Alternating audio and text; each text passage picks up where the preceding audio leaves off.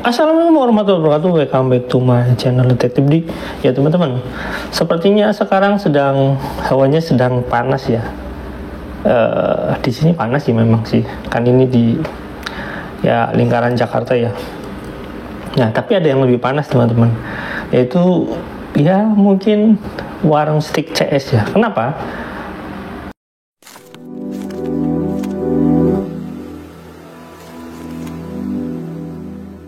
Karena kita saya mulai beli boykot. Kenapa?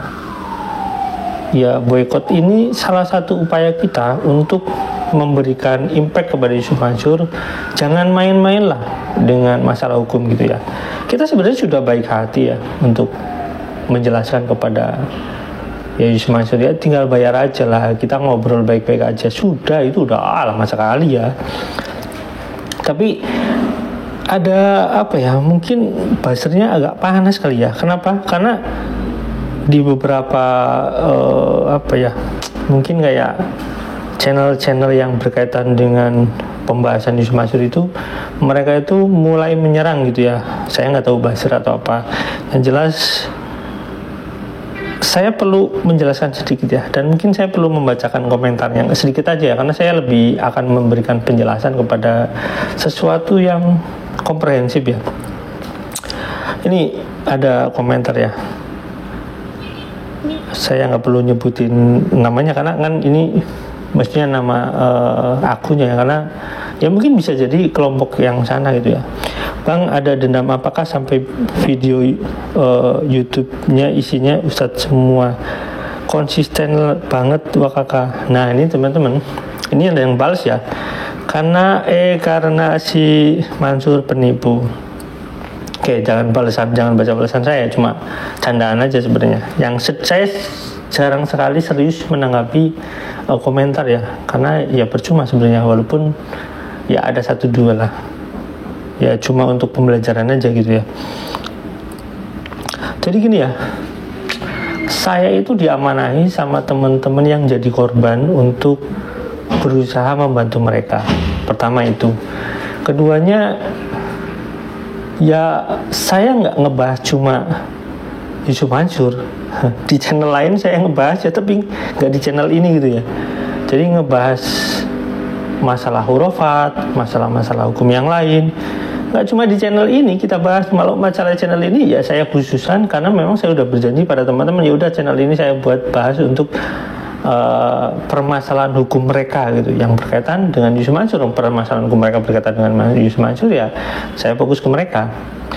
Jadi jelas ya, di channel yang lain saya ngebahas masalah hurufat, saya ngebahas masalah hukum, saya ngebahas, walaupun ya saya nggak tampil secara mandiri karena ada tim yang ngebahas itu, dan konseptornya tentu saja saya ya.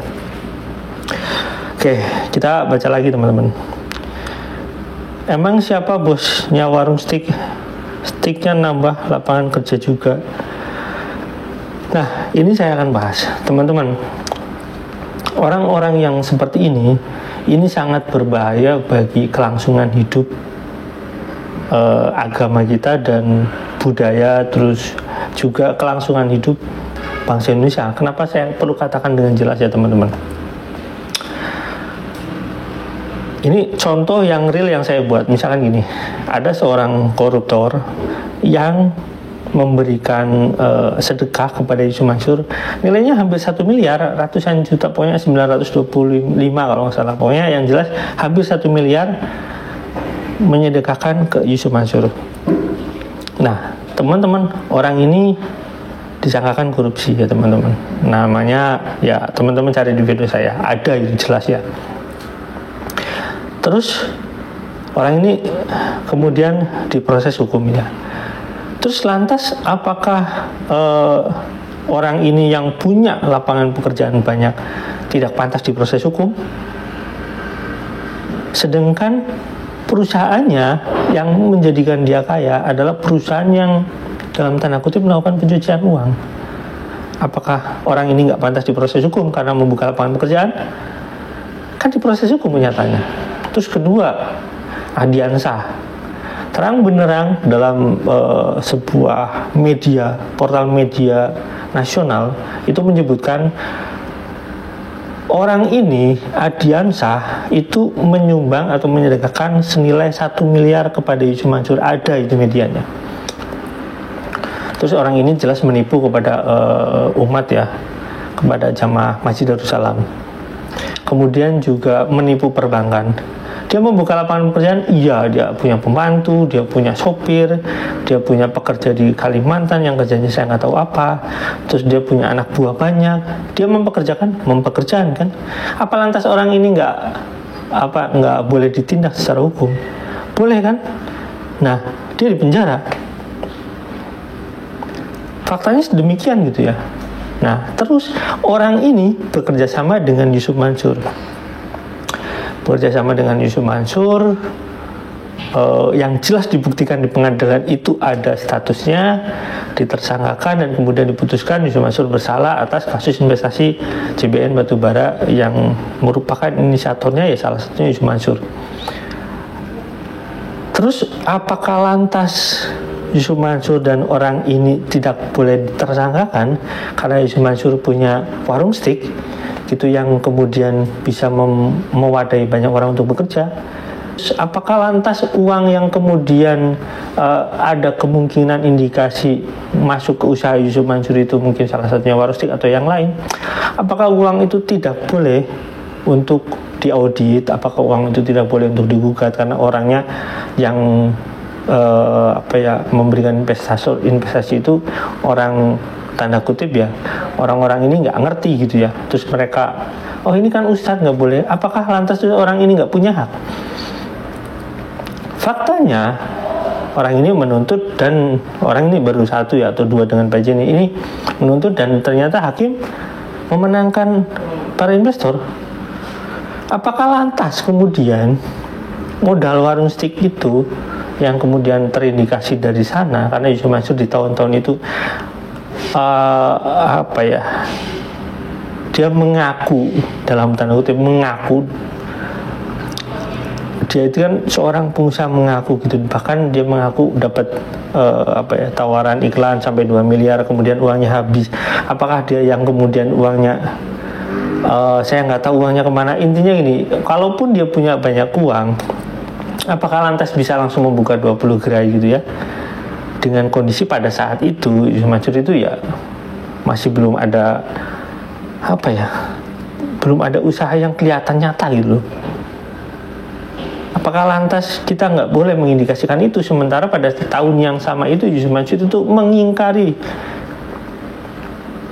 perjanjian yang dimana Yusuf Mansur mau mencicil para investor batubara di tahun itu juga. Jadi pahami dulu ya konteks memahami hukum ini dengan komprehensif itu. Kita baca lagi teman-teman. Ini aja tulisan lagi. Kamu tahu nggak sejarah warung steak dan kiprahnya buat umat sampai sekarang?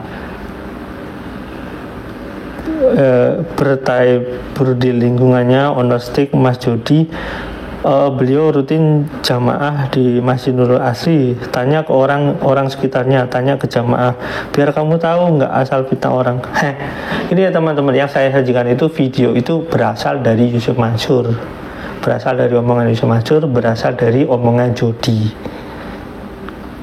Misalkan contoh di Medan, Jody bersama Yusuf Mansur ngintil-ngintil nih, Jody nih bersama Yusuf Mansur di masjid ini menceritakan kesuksesan dia. Terus kemudian Jody dan Yusuf Mansur mengajak orang untuk bertemu di satu tempat untuk membahas tentang investasi. Gini ya teman-teman, Hitler itu disangkakan orang baik oleh para Nazi, Mussolini disangkakan orang baik oleh pengikutnya. Jadi apakah lantas orang-orang yang disangkakan baik ini nggak boleh dituntut karena melakukan kesalahan? Ya nggak bisa gitu. Jody jelas dia itu dalam legalitas itu dia direktur dari Hotel City, yang mana dia ikut serta dalam penggalangan modal itu, walaupun nggak ada sahamnya dikatakanlah. Tapi mungkin ada barter saham di tempat lain, misalkan barter saham di warung steak gitu ya, yang mana Yusuf Mansur ngasih modal dan sahamnya cuma sekian. kamu di sini nggak ada saham, tapi sahamnya lebih besar kamu di warung grupnya, grup holdingnya, kan ini grup namanya grup ya, grup yang lebih besarnya gitu ya. Apa lantas judi dengan enaknya gitu ya, terus dia itu nggak boleh dituntut, nggak boleh diterangkan, nggak boleh dikaitkan dengan Yusuf Mansur? Nggak bisa gitu, karena mereka bekerja sama gitu ya. Dan ini bukan franchise, dan ini bukan perusahaan terbuka yang siapa saja bisa masuk, bukan. Ini perusahaan tertutup yang investornya masuk itu udah jelas di sana ya. Di warung grupnya itu cuma ada Jody dan istrinya Yusuf Mansur gitu ya. Dan Yusuf Mansur mengakui bahwasanya dia masuk di tahun 2010.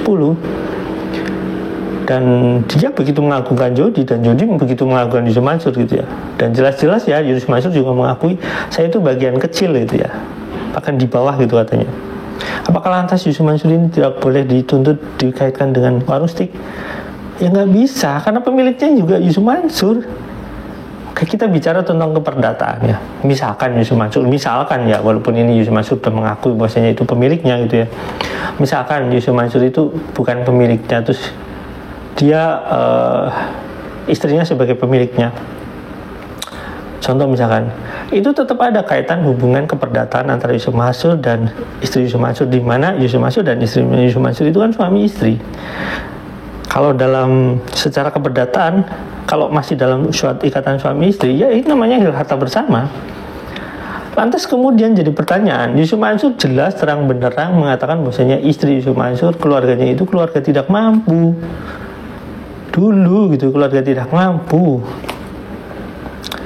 Terus ya katakanlah Yusuf Mansur yang sukses gitu, terus lantas istrinya itu uang dari mana gitu, maksudnya untuk berinvestasi di sana, kan jelas kan, gitulah. Terus lantas apa nggak boleh dikaitkan dengan warung steak? Ya jelas dikaitkan lah. Terus dipisahkan dengan warung steak? Oh, pemiliknya Jody ikut serta dalam pencarian investasi di patungan usaha. Jody juga ikut serta dalam pembelaan Yusuf Mansur. Terus lantas nggak bisa dikaitkan? Ya jelas bisa dikaitkan. Orang dia pembelanya. Terus Yusuf Mansur juga pemilik warung steak itu, pemilik owner ya. Saya katakan owner di warung grup itu, dia udah owner. Jadi lantas Anda mengerti ya, owner warung steak ini Yusuf Mansur dengan warung steaknya ini gitu ya. Walaupun ini dalam hukum keperdataannya, ya jelas bisa dikaitkan. Terus lantas hubungannya dengan judi apa? Ya terserah kalian mau menilai apa. Saya kan tadi udah jelaskan. Yang jelas owner warung steak ini, orang warung steak ini, saya ini pakai legalitas ngomongnya gitu ya, pakai data. Jadi ya apa ya? Ya mungkin cuma untuk mengalihkan menurut saya. Oke, saya baca lagi teman-teman. Belajar dulu dan googling sejarah warung steak. WS berdiri tahun 2000, tumbuh jadi 70 cabang jadi tahun 2010. Karena WS bagus, maka gabunglah si Ucup zaman sebagai mitra franchise. Kalau mau mengaitkan warung steak itu ya yang sebatas Ucup ambil kemitraan, bukan seluruh warung steak yang ada di Indonesia. Punya Ucup cuan cuma 10-an yang tersebar di Jabodetabek aja, itu pun gak semuanya. Nah ini dia kebodohannya. Gini ya teman-teman ya, saya menggunakan data riset ilmiah, di mana itu ada videonya. Dikatakan 2010 itu udah 70-an. Ini aneh bener ya teman. Orang ngomong tapi nggak pakai data. Orang ngomong pakai googling gini ya. Burung beo itu disuruh ngomong, diajarin ngomong, bisa ngomong gitu, bisa cerita gitu. Kalau burung beo suruh cerita ngisi suara Google, bisa gitu ya. Jadi kalau cuma ngambil di Google, nggak ngomong denger cerita dari warung steak itu, semua orang juga bisa bikin cerita kayak gitu. Tapi data nggak bisa gitu. Data itu bisa dijelaskan secara legalitasnya gitu ya. Jadi jelas Yusuf Mansur mengakui dari 2010 dia membuat cabang berapa, dia bikin cabang puluhan gitu. Bukan cuma 10, saya tahu gitu ya. Dan ini bukan soal franchise-nya. Kenapa? Karena franchise-nya udah dialihkan dengan omongan Jody. Jody jelas dengan tegas, saya tidak membuka franchise. Bahlul gini ya. Kalau kamu sebagai orang dalamnya belajar lagi omongannya, Jody yang mengatakan bukan franchise, dan itu dikuatkan sama legalitasnya, bukan franchise gitu, dan dikuatkan jelas dengan omongan Yusuf Mansur. Yusuf Mansur itu owner gitu ya, bergabung dengan Jody, bergabung, bukan membeli franchise ini. Orang ini nggak paham franchise atau dia cuma sekedar mengalihkan. Saya jelaskan dikit. Franchise itu cuma sekedar membeli lisensi untuk perdagangannya, dan kemudian dia menggunakan merek itu. Terus ada beberapa metode yang digunakan dalam franchise itu ya. Nanti Anda bisa baca sendiri. Yang pasti adalah franchise ini tidak memiliki hak kewenangan secara utuh di nama atau merek dagang atau yang berkaitan dengan paten di sana gitu ya. Tapi kalau Yusuf Mansur ini jelas owner gitu, dia memiliki hak ini walaupun misalkan nanti bukannya by Warung Group, artinya modal yang dibangunnya itu kapitalnya lebih besar daripada yang utamanya gitu. Dan mungkin ya ini orang bisa jadi mungkin anak buahnya yang diceritain sama, saya nggak tahu ya, mungkin dari owner dari Warung Steak atau apa, untuk cerita seperti ini gitu ya. Orang datanya bisa dibuka semuanya, kan aneh gitu. Oke, teman-teman, mungkin ada yang perlu saya komentari satu lagi ya, biar teman-teman pahami. Bukya tabayun, kalau nggak ketemu owner Warung Steak, minimal datang sholat jamaah di Masjid Nurul Asri. Kalau lu sholat bisa Mas Jody sholat di situ, atau tanya orang sekeliling masjid atau jamaah biar situ paham. Jadi gini ya teman-teman, saya kan tadi udah menjelaskan ya. Fir'aun bagi golongannya ya baik gitu loh. Fir'aun bagi lingkungannya sekitar ya baik gitu. Ya, orang-orang koruptor itu di lingkungannya itu dianggap orang baik gitu. Dia sering nyumbang ke masjid, nyumbang pesantren gitu. Ya kayak gitu. Terus apakah lantas orang ini kalau memiliki kesalahan hukum atau berkaitan dengan orang yang memiliki masalah hukum atau bekerja sama, memiliki brand yang sama dengan orang yang bermasalah dengan hukum, terus brandnya dengan orangnya ini nggak bisa dikaitkan, kan aneh gitu. Hukum kita jadi negara apa gitu kalau misalkan ada perusahaan yang terbukti berkaitan dengan orang yang bermasalah dengan hukum, ini nggak bisa dikaitkan, kan aneh. Orang yang ngomong dia sendiri, pelakunya sendiri. Yusuf Mansur bilang pelakunya sendiri, Jody bilang pelakunya sendiri. Bosnya Jody dengan Yusuf Mansur bekerja sama, udah jelas di sana. Dan Jody dan Yusuf Mansur adalah owner Warung Steak gitu. Lantas bagaimana orang ini membela dengan apa? Apakah ini tetangganya? Ya tetangganya itu mikir, kalau itu uang dari hasil sesuatu yang tidak berkah dimasukkan ke dalam masjid, pokoknya mikir harusnya, wah kita malu nih, kok uang-uang kayak gini masuk ke sana, bukan malah bangga Bahlul. Harusnya dikoreksi itu. Hati-hati, jangan-jangan uang itu dari hasil uang yang memang berkaitan dengan Yusuf Mansur, yang berkaitan dengan ini, harusnya dikoreksi, harusnya ditanya gitu. Bukan masalah saya yang harus ke sana, bukan saya harus tanya ke tetangganya. Saya kan buka sesuatu ini pakai legalitas, gak pakai sekedar omong-omongan gitu, pakai omongan dia sendiri. Bukan saya ngomong ya, pakai omongan mereka sendiri. Orang modalnya ini berkaitan dengan Yusuf Mansur, orang perusahaan ini nggak di franchise, jelas gitu, nggak ada tedeng-aling-aling gitu. Terus tabayun, gini ya, orang Islam itu dikit-dikit tabayun, dikit-dikit tabayun.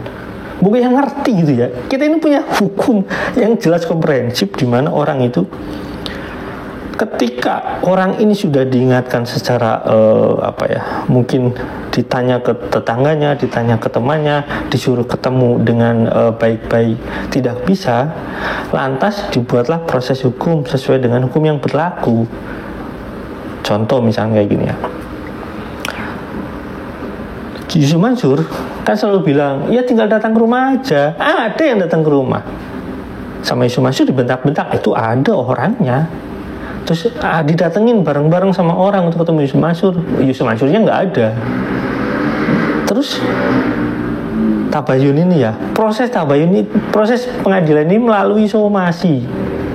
Sebelum masuk pengadilan teman-teman, somasi itu artinya memberikan hak untuk menjawab atau memberikan hak untuk memberi waktu untuk bertemu.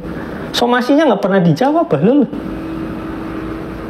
Lantas ngomong tabayun itu yang mana gitu ya? Disomasi 2 kali, tidak mau menjawab somasinya, tidak mau ketemu untuk mengklarifikasi. Terus masuk ke hukum. Setelah masuk ke hukum, diputus menghukum Yusuf Mansur. Terus kita disuruh tabayun. Kok ya jangan, ini Bahlul kok ya bener-bener gitu ya. Sholat, terus ngaji, terus ini itu gitu. Terus giliran hukum tidak mengerti gitu. Itu sebagaimana? Apa gunanya hukum Islam diterapkan di hukum positif kita? Ya ini gunanya. Kita belajar tentang hukum Islam yang kemudian dikonversi ke dalam undang-undang kita. Undang-undang kita udah jelas loh. Salah satu sumber hukum di kita itu adalah hukum Islam gitu loh. Jadi jangan ngawur gitu, mentang-mentang lu orang Islam, terus dikit-dikit tabayun, bahasa tabayun, tidak mengerti bahwasanya sesuatu yang berkaitan dengan hukum di kita ini ya dengan bahasa lain somasi itu ya sesuatu yang berkaitan dengan bahasa tabayun itu. Jadi ngerti. Jangan mentang-mentang pakai bahasa Arab kemudian nggak memahami konteks bahasa Indonesia dengan bahasa hukum yang positif. Jadi jangan seperti itulah. Kita ini mengkhianati konsesi yang pernah kita lalui bersama di negara kita, bahwasanya hukum yang berlaku adalah hukum positif. Jadi jangan mentang-mentang kita sebagai orang Islam sesuatu hal yang seperti ini dianggap benar gitu ya. Padahal hukum positif itu ya salah satu sumber hukumnya itu adalah hukum Islam. Jadi kita harus menghormati yang namanya putusan-putusan hukum yang ada di Indonesia. Jangan asal menjustifikasi dengan pakai bahasa Arab terus kemudian itu menjadi baik gitu loh. Padahal tahapannya sudah ditempuh semuanya. Kayak teman-teman ya, ini saya nggak tahu yang komentar-komentar ini mungkin anak buahnya Judi atau basernya Yusuf Mansur atau kelompok mereka. Yang jelas mereka mencoba menghilangkan atau ya intinya mereduksi ini agar tidak dikaitkan dengan Yusuf Mansur, Warung Sik agar tidak dikaitkan dengan Yusuf Mansur. Oke, sampai di sini teman-teman, jangan lupa like, subscribe, dan share. Wassalamualaikum warahmatullahi wabarakatuh. Bye.